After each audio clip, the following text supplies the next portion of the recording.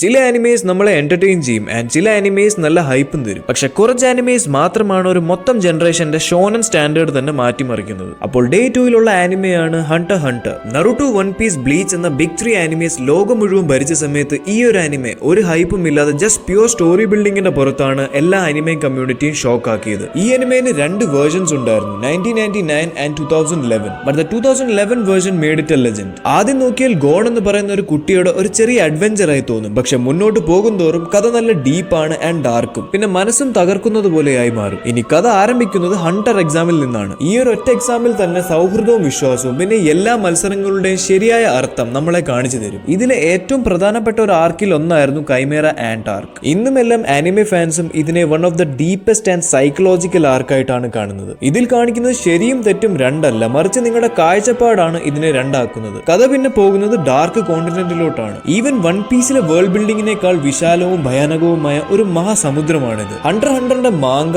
ഇതുവരെ പൂർത്തീകരിച്ചിട്ടില്ല, പക്ഷെ ഫാൻസ് എല്ലാം ഇപ്പോഴും ഇതിനെ കാത്തിരിക്കുകയാണ് because of its huge potential. ഇതൊരു സാധാരണ ഷോ മാത്രമല്ല, ഒരു മനുഷ്യന്റെ എല്ലാ ഭാവമാറ്റങ്ങളെയും നേരിട്ട് കാണിച്ചു തരുന്ന ഒരു ആനിമയാണ്. This is Hunter Hunter, a lifetime experience.